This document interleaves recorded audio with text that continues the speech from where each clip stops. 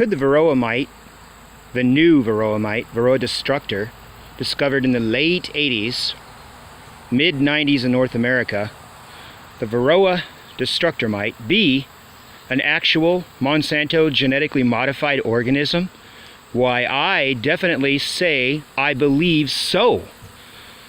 Fully, I believe that it is a GMO. The reasons that I believe so is very important that I tell you. Varroa destructor is new. It is not Varroa jacobsoni. You may think it's Varroa jacobsoni, but do your research. Varroa jacobsoni is a tropical mite. It's benign. It only lives on Apis cerana and Apis dorsata, the other two races of honeybees. It doesn't harm them. Varroa jacobsoni only feeds on the male drones, so it's benign.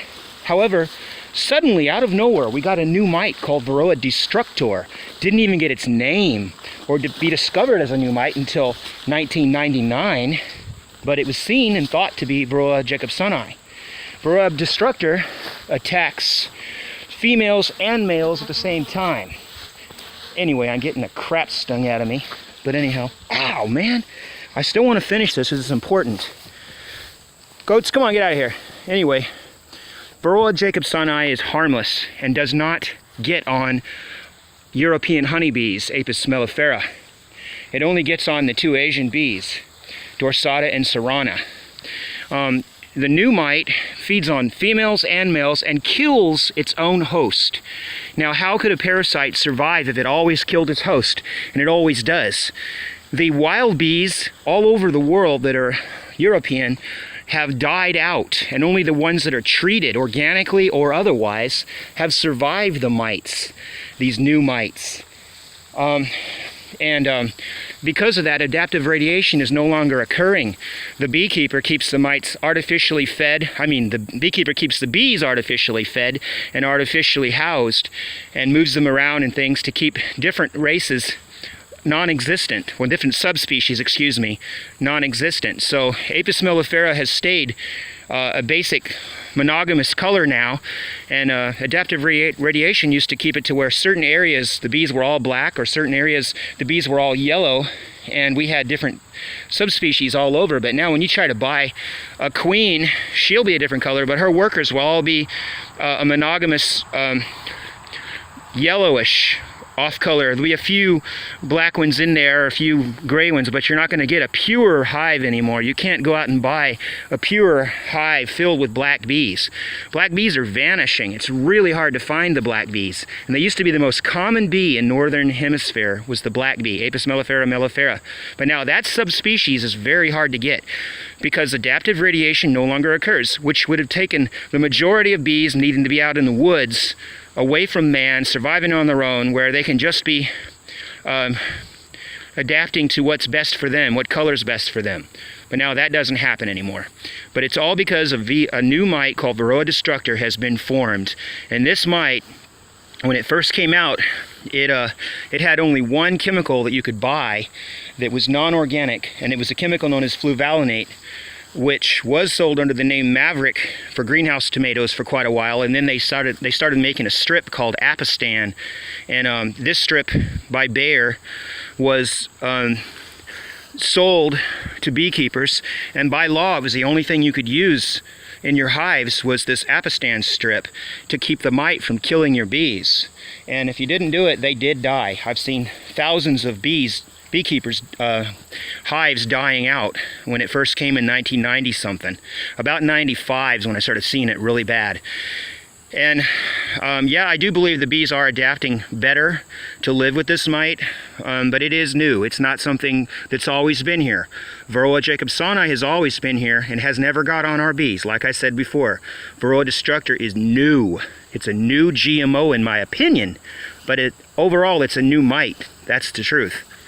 And we definitely have seen a change. We don't see the wild bees out in the woods anymore. And when the settlers first came to North America, there were black bees in all the trees. They were everywhere. People were keeping them in log hives. We didn't need any treatment whatsoever on our bees. And they could be kept without anything up until the 90s. I never did a thing until the 90s. Then I had to start using the Apistan strips in the 90s to keep my bees from dying, and other people, I had to help them put the strips in. And then finally, about 99, the strips stopped working. Of course, the Varroa destructor mite, which we thought then was Varroa jacobsoni, was getting immune to it and living anyway and still killing our bees. So they came out with another really bad chemical called checkmite, which was from Kumaphos, and it was supposed to work, but it didn't work. And the first year it was put out, bees were still dying when using this expensive chemical treatment. And it was the only other approved treatment besides Apistan at the time. And you weren't even allowed to use organic treatments. And so I started using organic treatments in the years 2000, and they work. But back to the Kumaphos, back to the checkmite, when it didn't work, immediately a new pest comes along called the African small hive beetle. Right away, as soon as they found out the checkmite didn't work, within 6 months that small hive beetle was there. And they said, oh, guess what? Checkmite may not work for mites, but it works for the small hive beetle. It's approved already and everything, so go ahead and get this and use it for the small hive beetle. It's approved. Well, I don't use any of those chemicals anymore because I don't like supporting the chemical companies because they're evil and they're only about profits. And that's all linked to Monsanto.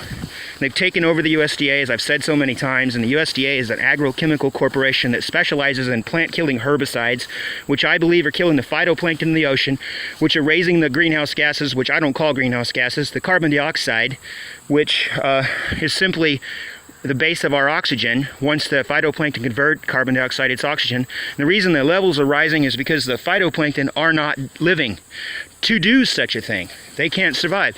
And that's why we're getting these dead zones in the ocean. Simple, because these phytoplankton are not able to make oxygen anymore because they're dying from the herbicides. The nutrients at the bases of rivers are what the biased tests are showing. But none of that's true. None of it. Come on, Roger, we're going to get stung again. Okay, anyway. The bees are kind of aggressive today because we got a hurricane coming. Gotta go.